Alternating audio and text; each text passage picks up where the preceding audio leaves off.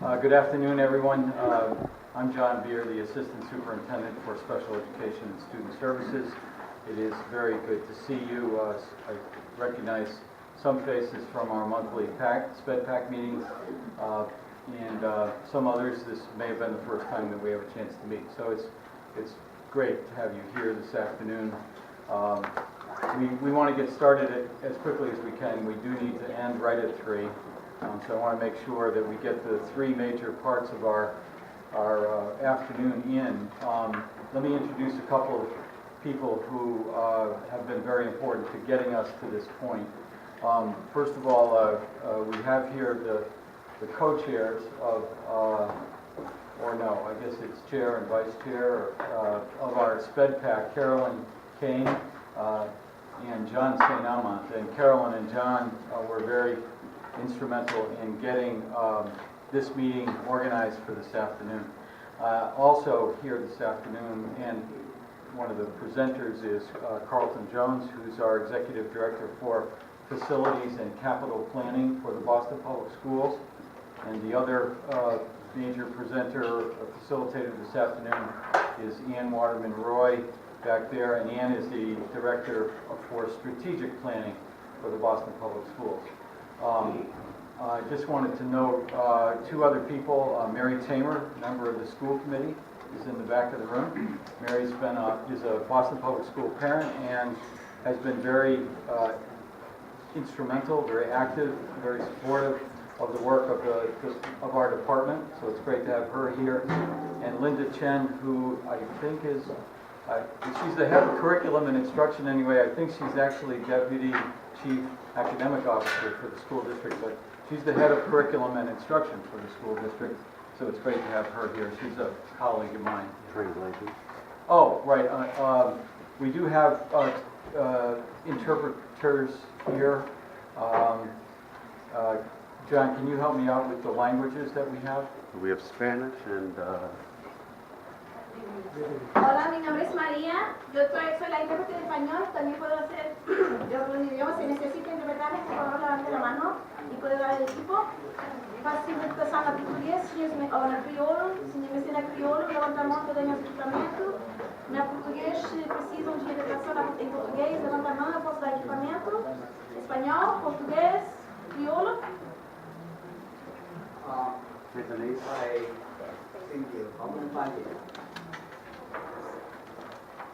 Okay, so without further ado, I'm going to turn this over to Carlton, and there will be, in the 3rd section of this afternoon's time together, a lot of time for questions and comments and everything else that we've got to get out on the table this afternoon. So, thank you, John.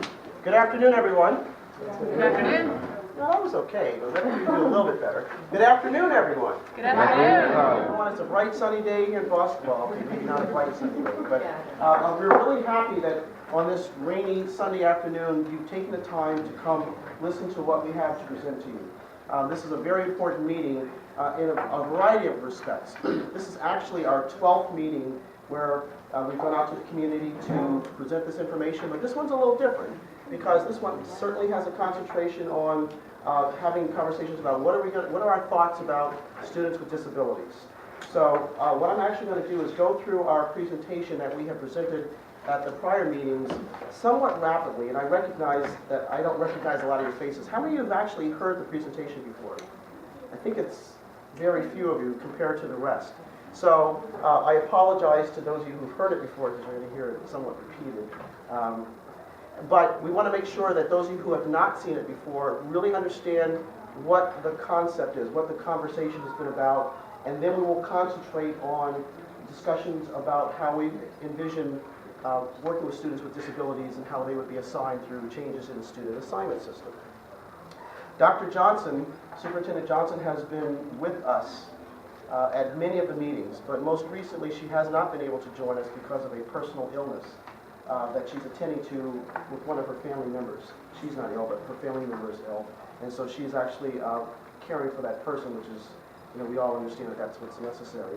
And we anticipated there might be times when she might not be able to attend, So we actually have a greeting for you from Dr. Johnson, which I will present.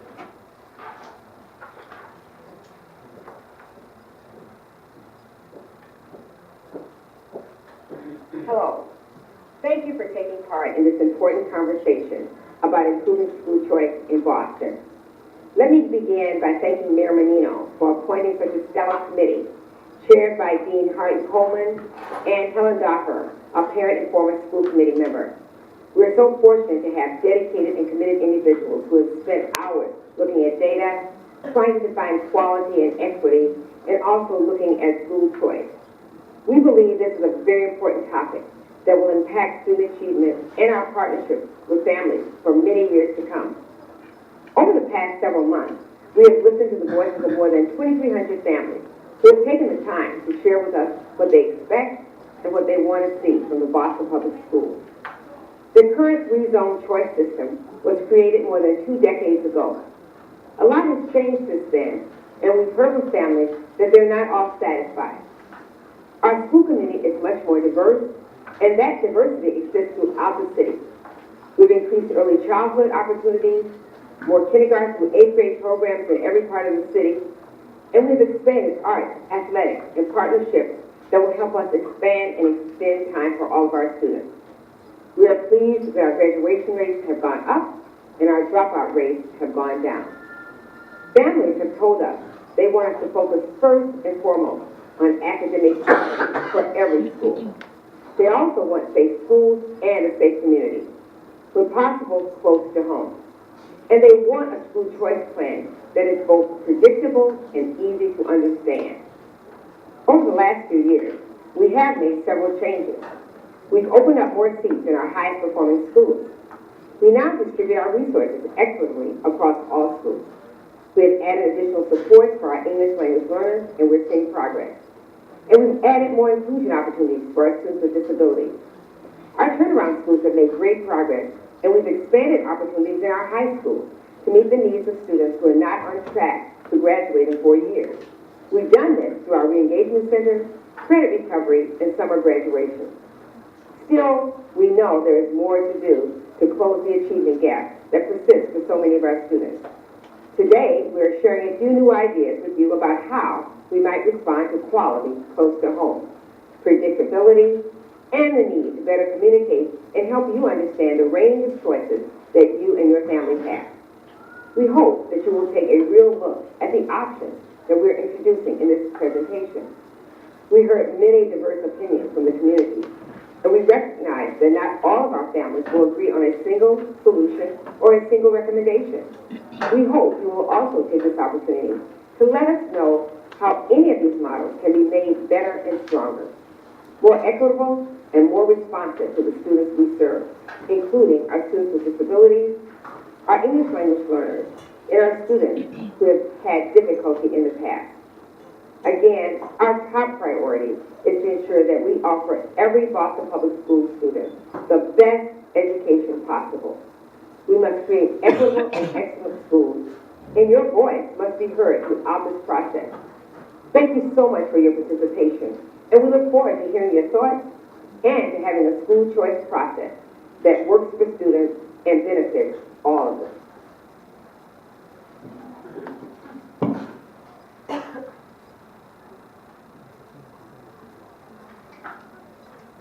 Okay, so you heard Dr. Johnson talk about our academic improvements that have happened over time. I'm inviting Ms. Linda Chin to speak with you more about those improvements. Ms. Chin. Good afternoon, everybody. Thanks for coming out on a Sunday to talk about this very important issue of school choice for all of our students.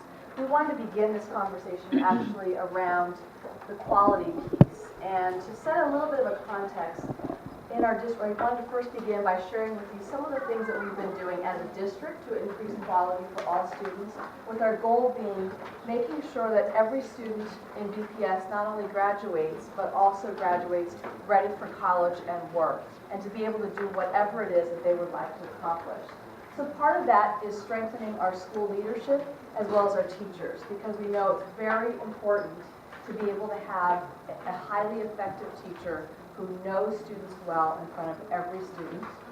as well as a school leader who can not only support teachers in ensuring that there's academic rigor taught in the classrooms, but also bringing together a community of parents and family members as well.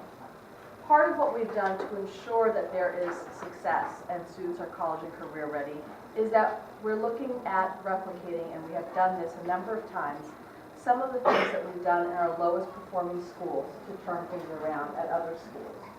And other ways that we've developed better quality for students is deepening our partnerships with families, students, and community members. And we do this through designing a very efficient, effective system that's focused on equity. In previous school choice conversations, we've heard from families and community members around what they'd like to see for their children in our schools. So here's an example of some of the things that we have done over the years as we listen to feedback from families. We know that predictability and continuity is greatly important, especially in the K-8 years. We have, since 2004, almost doubled the number of K-8 grade schools that we have.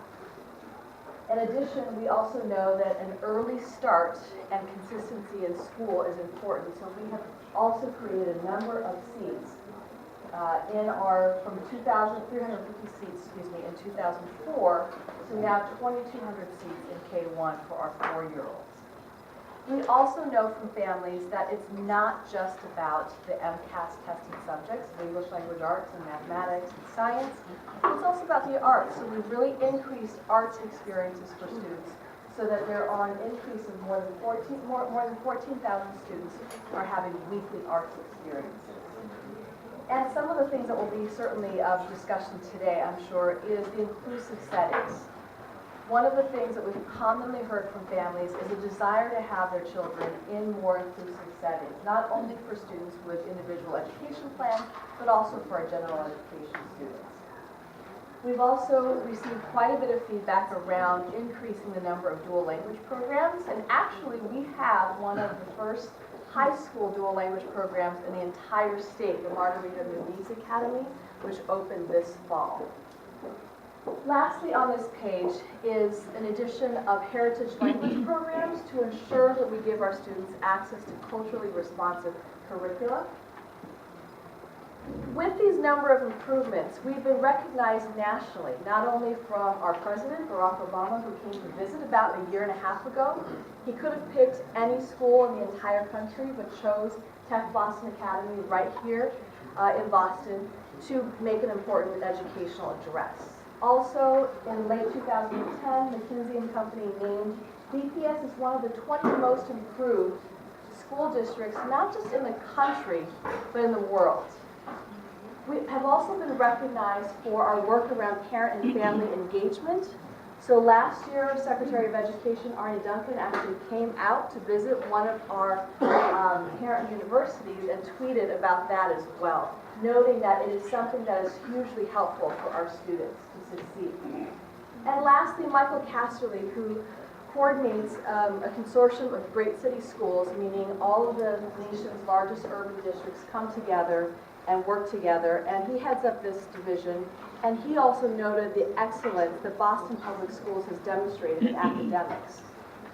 So even though we've been recognized nationally and we've done a number of things to improve the system for all students, we know that there are still a number of things that we need to do to ensure that there's quality for all students. So on this map, you'll see in the blue circles here are our schools that were named our turnaround schools. So a few years back, the state identified schools that were the lowest performing in the state, and there were 11 of these schools named in Boston Public Schools. What we've done in these schools is actually in the last year's results from our test scores, these 11 turnaround schools have outperformed the district average. So together as a collective, these schools that were the lowest performing now have increased greatly in academic growth. These schools receive a number of different services that are not just focused on academics, but we know that it's about the whole child that includes social and emotional services as well. Moving forward, we've identified here on the map, they're in red circles, are what we're calling our high support schools. So there are also schools, a set of them, that are currently performing under the district averages. And we wanted to make sure that as a district, we commit our resources strategically to support these schools by using data coaches. These are coaches that go into the schools, work with the principal and teachers to really look at all the assessments from the students, to be sure that the teachers know exactly where the students are performing and what needs they have. And literacy and math coaches support the teachers in helping students learn and design lessons specifically for different types of students. So these 21 high support schools that we identified are K-5 or elementary, K-8, and middle schools that we know can make rapid progress. And they were identified because for 2 years in a row, they were performing lower than the district average on English language arts and mathematics on the MCAS. But we also know a number of these schools are schools that were merged with other communities. So some of the students who came to join didn't benefit from the success of the school previously. We know that these are schools using some of our turnaround strategies in those other schools. We know that these are schools that can turn around rapidly. And I did mention that these were schools in which we're taking all of our central office resources and looking at strategically helping these schools, and we've already begun this work. This slide shows the demographics or the types of students that are in our turnaround schools, as well as the 21 high support schools that we noted. You'll see that these schools are serving similar students, and we know what really helps make these schools succeed. Of note, on the top right-hand corner, I would say also that of those turnaround schools, those first 11 that were named, 2 of them, the Burke High School, as well as Orchard Gardens, were schools that were 2 out of the 10 fastest growing schools in the entire state. Now, with these high support schools that are lagging behind the district average, we know that there are some things that we can employ to help these schools. So this is a summary of some of the strategies. So first, we're working with school leaders to support them.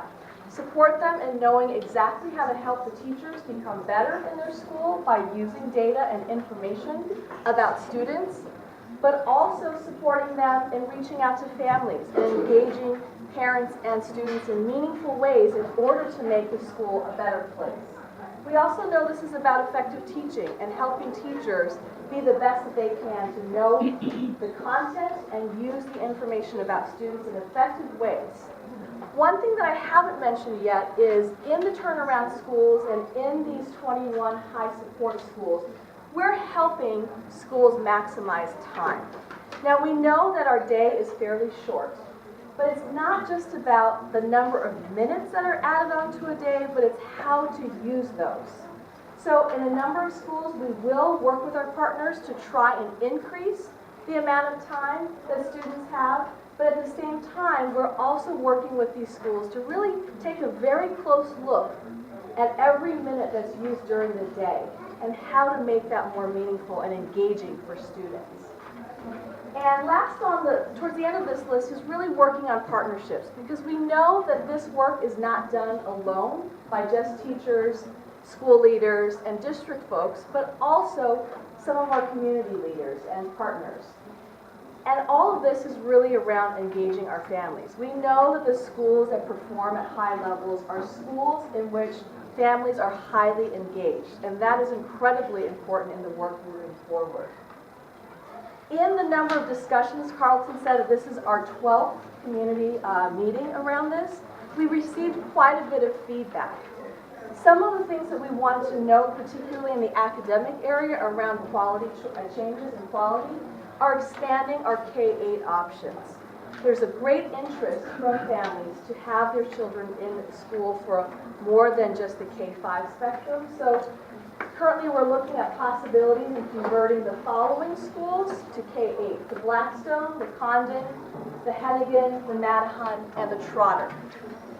We also know that there's certain spaces in a city or in certain communities where there isn't enough space so that there's a school nearby. So our downtown areas, Back Bay, for instance, as well as the Mattapan areas. We also know that we've received quite a bit of interest around dual language programs and inclusion programs. So certainly that would be some feedback that we hope that you'll give today around where these programs would be and how we can best to serve our students with these programs. And lastly, one other programmatic change that we are considering in order to increase quality at our schools is to move the Montessori program into the Allegheny in East Boston to allow for the expansion of that program as well. So moving forward, I'm going to turn over the time to my colleague, Carlton Jones, who will walk you through some other elements of the models that we've proposed so that you have some more information to discuss. Thank you, Linda. So as we are having a conversation about students with disabilities, we're also having a conversation, obviously, for general education students and students who are English language learners. Most of our students who are not English language learners or special needs students are assigned based on our 3 zones. We're currently in the East Zone, which runs from the South Boston waterfront down to Hyde Park, the West Zone that runs at the top from about Massachusetts Avenue in the South End all the way down to West Roxbury, and the North Zone that runs from the top of Logan Airport near Revere all the way across to Alston Brighton near Newton. Our students are assigned based on priorities that the school committee has assigned. One priority is for the walk zone, that the school committee would like to have students who live in a walk zone, which is a 1-mile radius from the school, have priority to that school. The school committee also says we want to have a priority for brothers and sisters to allow them to attend school together. So the sibling priority is another priority. We're talking about for elementary schools that basically start in kindergarten through either grade 5 or grade 8, or middle schools that run from grade 6 through grade 8. English language learners, much like students with disabilities, are assigned to programs according to their language need. And students with disabilities, as you know, are assigned based on their IEP, their individual education plan, individualized education plan. So why are we proposing this change? Many families find our current system confusing. And the city of Boston is not the same city of Boston it was in 1988 when this current system was put into place. The demographics have changed. Many families have come to the city whose first language is not English. So we have a different student and different family makeup. The city is not the same city. Also, as Ms. Chin just spoke, and Dr. Johnson spoke in her greeting, quality has improved. This is not the same level of quality that existed prior. Back once upon a time, many families were fleeing the district, quite frankly. It's no surprise, and I'm not telling stories out of school. Families were fleeing the district, and our student population went down dramatically. And then after that, it was kind of Boston Public Schools was sort of considered, this is the school or the area of last resort. You can't escape, you can't go somewhere else, you're stuck with BPS. Well, now that's not the case. We have many schools that have long waiting lists. The families are trying to get in, and some of the frustration is the fact that they can't get in or they have no predictability about whether or not they will get into that school. But we have long waiting lists. Well over 100 schools have long waiting lists, people wanting to get into those schools. The large number of choices. So here we are in the East Zone, and actually downstairs is the Family Resource Center. The East Zone has well over 20 elementary schools for a family to select from. And if you certainly live in the middle, and you can go from one end to the other, go south or go north, that's not as bad. Not as bad, but you still have 20 schools to choose from. Just imagine the families who live in South Boston or Hyde Park who are at one end of the zone or the other and have to now try to visit these schools and decide which schools they want their son or daughter to attend. So that right there, the number of choices and the distance of the choices is not desirable. It causes confusion, it causes anxiety, it causes frustration. Also, the predictability. Having that many schools to pick from means also that you have that many more people who are looking for seats. And what ends up happening a lot of times is a lot of people are looking for a limited number of seats, which really becomes frustrating again. The distance traveled becomes difficult for families for other reasons. So when the child, son or daughter is assigned to the school, now, okay, parent-teacher conference. Some families, not a problem to get there. Many other families, quite a lot of distance to travel. How am I going to get to these meetings? I just got off work. The meeting starts at whatever time. It's difficult for families to navigate just the distance, conferences, meetings, etc. So at the bottom here, this is a chart that shows how our current system has a lot of variability in it already. One would say it's not equal, and you can see how that is. Across the top, you'll see that the way we categorize students, or we count students. North zone, east zone, west zone. The east zone that we're in has the most number of students, 10,000, almost 11,000 students in the east zone, compared to 8,200, just over 8,000 students in the west zone. Quite a lot of difference going on. And as you work your way across, you can see the yellow bars indicate what the high points are for each one of those measures, whether it's a race or ethnic identifier, whether they're English language learners, whether they are receiving free lunch or reduced lunch, or students with disabilities. By the way, you have these charts in your handouts that you can read more carefully. We're trying to make sure we get to the second half of the meeting, so I'm not spending a lot of time here. When John introduced folks this morning, or this afternoon, he introduced Ms. Mary Tamer, who's not only a member of the school committee, but she also serves on the External Advisory Committee. Ms. Carolyn Kane also serves on the External Advisory Committee, and I don't believe there are others who've served there. But this is the committee that Mayor Menino put together with Dr. Johnson, of dedicated individuals who have the express task of going through this process and having the conversation with the community about changes that might happen with our student assignment system. They've worked long and tirelessly over weeks and months with this issue. We're actually in the third phase right now. The first phase many of you may have participated in, which was where this was what do we want, what are we hearing from parents, the listen and learn phase. The middle phase was we reported back and said, this is what we heard you say. And the External Advisory Committee came up with this definition based on what they heard parents say in the first phase. The definition before you is their definition on quality. That they were hearing that quality is viewed by many people very differently. Some say, ooh, quality, all about the MCAS scores. Some others say, not so much. Quality for me is altogether different.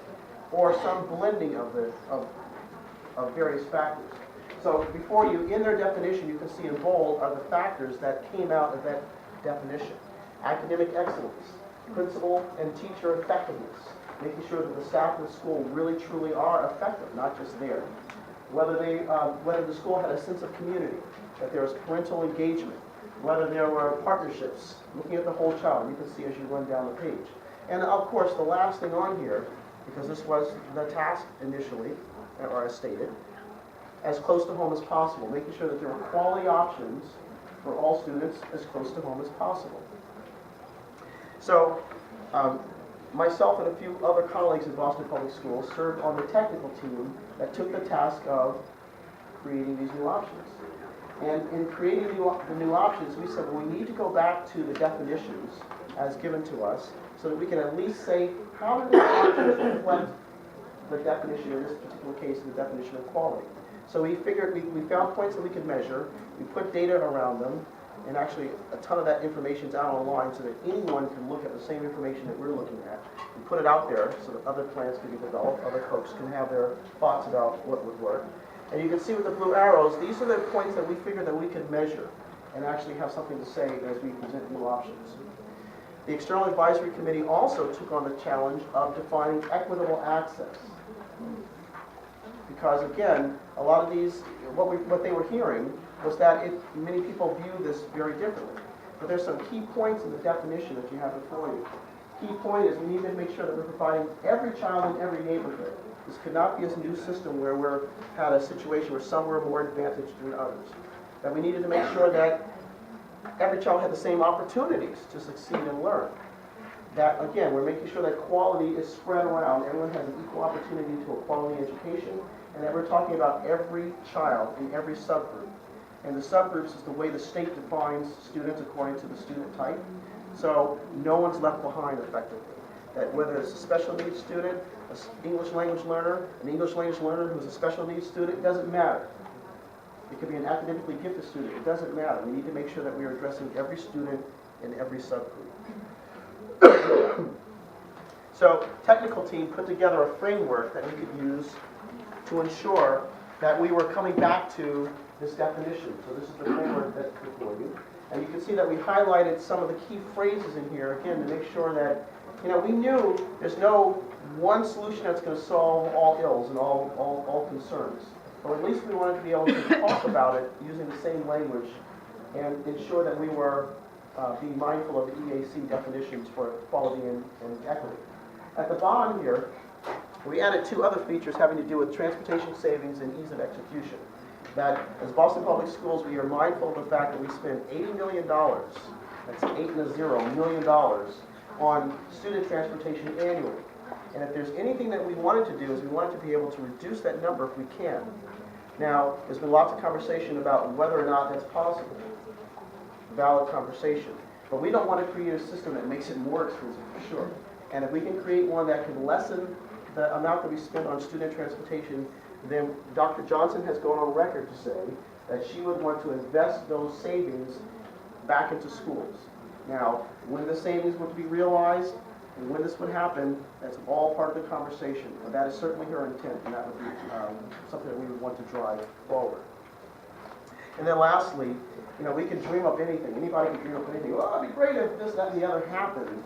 But it has to be a workable plan. It has to be something that we can actually implement and execute. So ease of execution has to be something that we are looking at as well.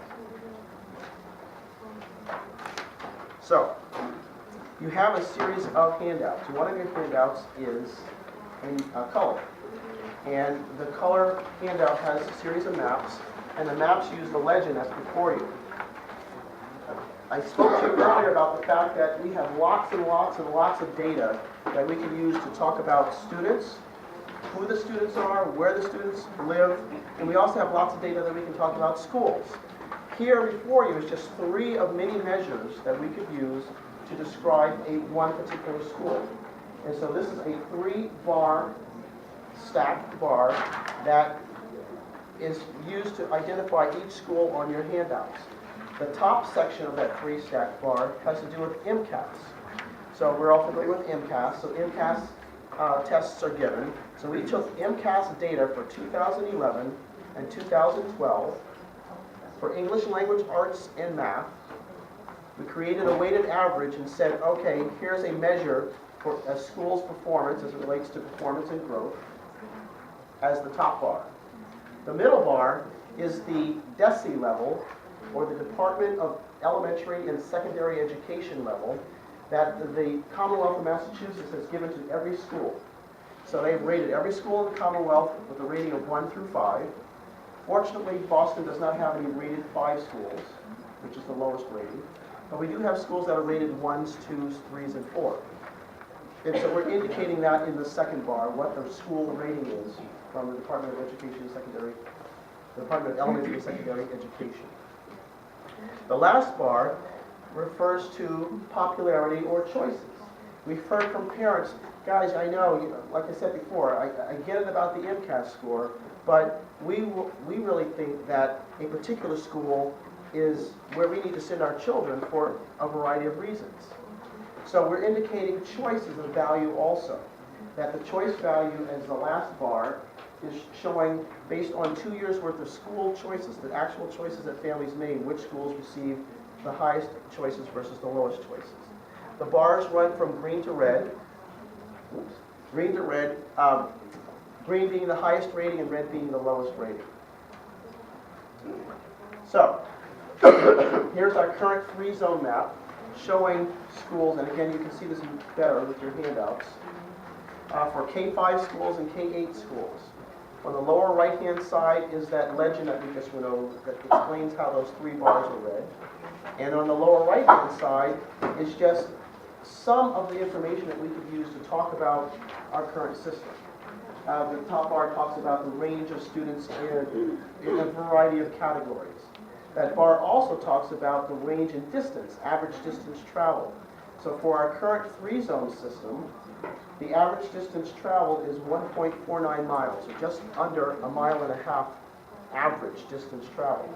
And as you look at the options that we're going to show you momentarily, you'll see how that distance changes. And then I have another slide at the very end that shows you all of them so you can look across and compare. So here we go. With each map also, we have information that describes, in this case, students by their race or ethnicity. So the East Zone, North Zone, and West Zone, along with the district average, which is that fourth bar. We want to be able to show what the district as a whole looks like, and then you can see how each zone compares. And in this case, in the current three-zone system, you can see how, in some cases, you can see like the West Zone, for instance, is very similar in some areas, but not so much in others, and so on. We do the same thing for students in terms of whether they're English language learners, whether they're students with disabilities, whether they are free lunch receiving or reduced fee lunch receiving, and so on. Now, we're proposing to change our current system. The change would take effect in 2014. So September 2014 would be the first year, as proposed, that this would take effect. As you probably know, in January, coming this January and so on, that's when students would sign up for school for fall of 2013. This does not change next year. This will be for the year following. I'm sorry? Right, 2013. I'm sorry, 2014. 2014 is the first year of the change. So one option that we have here is called the no-zone option, and I know that's not the greatest way to describe it, but you know how in our three-zone we had the zone boundaries? Well, this one has no lines. And the reason for that is based on the mayor's directive and the initiative that we're undertaking, quality options closer to home. We said, well, we're not going to go to a two-zone model, and we're certainly not going to go to a one-zone model, because that goes in the opposite direction. So let's go out as far as we can go. Let's see what would be the most narrowly defined, transportation-friendly option. This is the most transportation-friendly option, meaning the fewest children will be on a bus. Now, I want to make sure I'm crystal clear. Students with an IEP, students with disabilities who currently receive bus transportation would continue to receive the same transportation. When we talk about students no longer being transported, we're not talking about students with disabilities. Every student with a disability who requires transportation will continue, no matter what happens, will continue to receive student transportation. Medically fragile children, it doesn't matter whether if they have an IEP or not, will continue to receive transportation. We're only talking about the general education students or even the English language learners primarily. That's what we're talking about when we talk about students coming off the bus. In this model, many students came off the bus because the way this was set up, we ran a computer program, and again, this is just a model that said, we want to assign students as close to the closest school to their home until that school fills up. And if that school fills up, then we'll assign them to the next closest school. And if that school filled up, we assign them to the next closest school. And that's what we have here. So this one that's the no zone is where families, and again, this is a model, so families have no choice at all in this particular option. Families would have no choice. And the way the city is, as you know, the way Boston is arranged, any small section of the city looks very similar. You know, the students and families who live in any one section of town looks pretty similar. So if you're talking about diversity, this one will produce the least amount of diversity. If you talk about access to other schools, this one gives you the least amount of access to other schools. But what it does do is it reduces that 1.49 mile average distance traveled to 0.47 miles. So now we're under half a mile traveled, average distance traveled.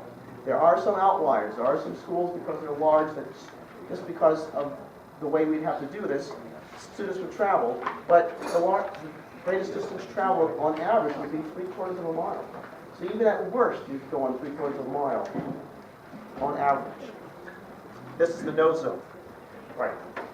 Every time we have an option, we want to come back to our school choice framework to see how this measures. I just described some of the ways that would change.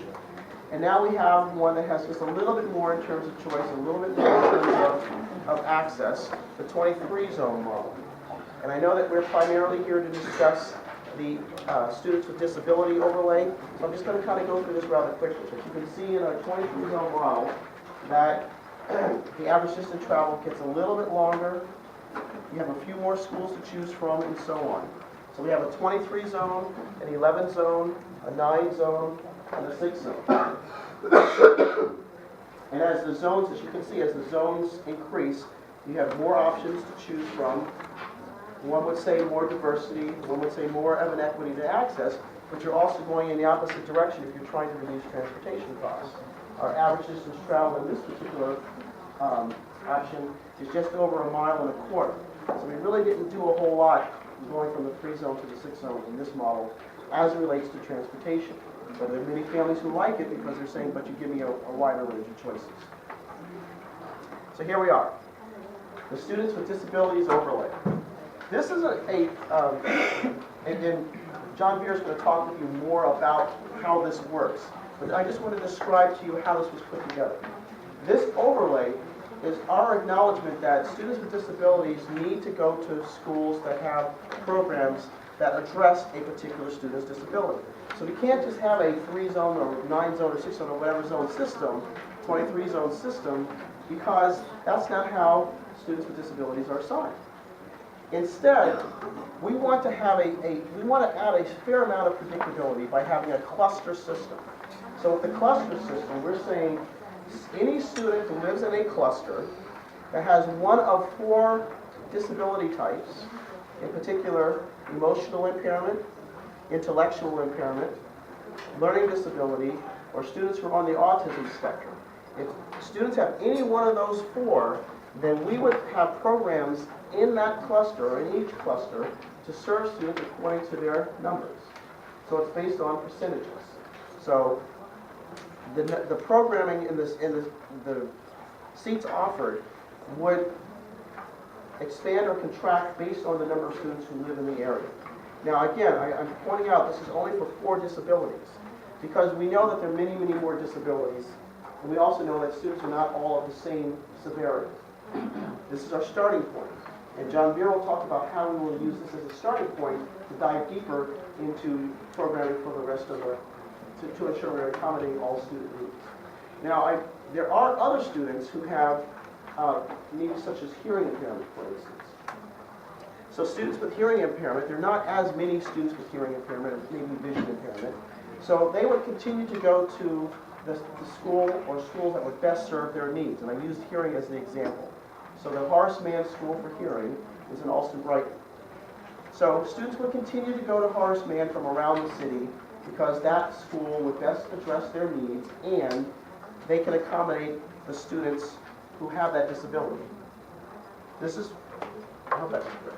And if it wasn't clear, John will make it crystal clear. We have a similar setup for English language learners. And English language learners need to attend programs according to their language type. So we have clusters also for English language learners, so that again, according to the percentages, according to the numbers of students who live in the area, we would ensure that there was programming that would address those student needs. This also, in this particular case, also allows for programs like dual language programs to be distributed around the city, so that families were not only looking for the one, for the few citywide seats in a particular program, that we would have more of a distribution for language programs. And then lastly, the last map, the middle school feeder map. Generally what we're trying to do is provide a continuity for all families through grade 8, whether you attend a K through 8 school that's in one building, a K through 8 school that's over 2 buildings, or a K-5 school. We would pair you to a 6-8 school. So that's with the small circles, the small color circles, and the large color circles show the feeder pair. So the oranges would go to the oranges, and the blues would go to the blues. What I just talked about has to do with what seats are available to particular students, whether they're general education students, English language learners, or students with disabilities. There are assignment priorities that also will dictate how students are given those seats, how those seats are assigned. And again, this is not for students with disabilities because that, again, you know that they are assigned based on their IEP. But for general education students primarily, we have assignment priorities that address siblings. I talked about that earlier, siblings and walkers.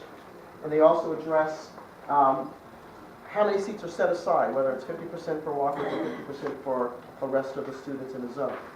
We are proposing to continue having a sibling priority and also a walk zone priority. What is a conversation piece is whether that walk zone priority should change, however, from 50-50 to some other percentage. That's just a topic of conversation. However, we do not have a proposal on the table to change it ourselves. But we're listening to you if you have a thought about that.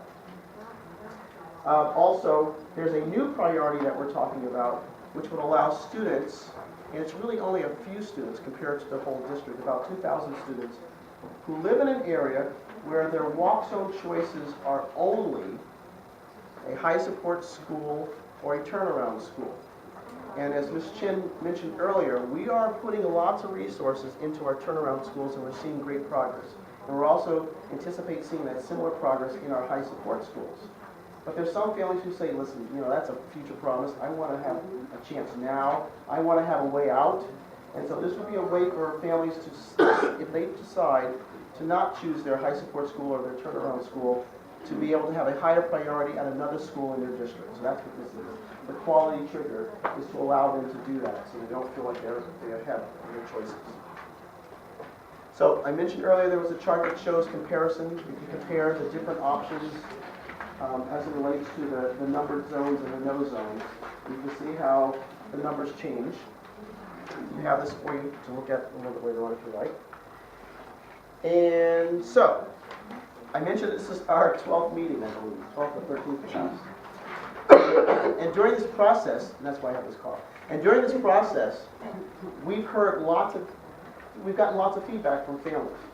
And one of the things we heard feedback on was having to do with this thing called grandfathering. And grandfathering is really a process that would allow students who are currently in a school, and let me just back up for a second. All of what I just talked about before was for students who would come to the district, students who would enter the school, whether they're kindergarten or middle school age. It didn't address students who are in the school already, your sons and daughters. It didn't address students who are currently there. This addresses students who are currently in school, called grandfathering. And what Dr. Johnson is proposing is that any student who's currently in or would be in a school as of 2014 would be allowed to remain at that school until they naturally would leave. So if you're in a K-5 school, your kindergartner would be able to stay through 5th grade. Whatever grade you're in through 5th grade. If you're at a K through 8 school, would be able to stay through 8th grade. Middle school, stay through 8th grade. So that's what the grandfathering is. The only exception to that is that, and so what you see before you is if, however, there weren't grandfathering, you see the number of students who would be affected by each one of the options. As many as 17,000 students, which is why Dr. Johnson says we don't want to uproot students. That's why grandfathering is proposed.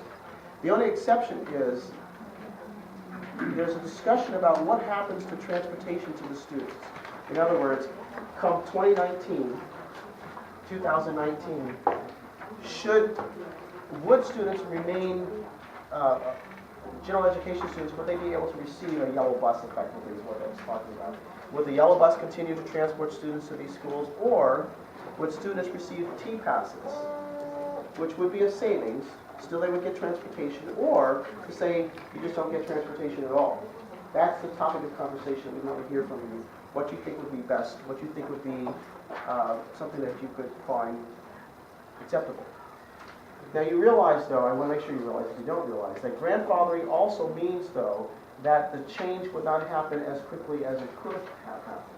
So we don't want to have grandfathering forever, because we'd never change. We'd never get a new system. And there are many reasons why we need to have a new system, so we want to try to get it to change as quickly as possible, while being fair and mindful of the fact that we have families that have made commitments to the schools, that the school communities need to stay intact, and we want to keep that happening. Beginning in 2014, 15, sibling priority would also change for existing students. For new students, they would continue to have simply priority. For existing students, however, the recommendation is that you would not continue to have simply priority. We've had lots of information about that. We've got lots of feedback about it. Some families are great, think this is great. Some families think it's not so great. If you have thoughts about it, please give your feedback when the time comes. This is a chart that we will actually come back to. In our typical presentation, we would stop pretty much now, but I'm going to introduce you to Mr. John Beer again, so I'm just going to say that we're going to come back to that. In fact, Warden Roy is going to mention this chart. And we always want to hear from you. This is where we would normally stop. We have lots of information on our bostonschoolchoice.org website, but I am going to keep going and not go through the appendix. So just pause for the comments. There we go. Yep. So I'm going to stop talking and turn the presentation over to John Beer, who's going to continue and get deeper into the students with disabilities. John, can we take a break real quick?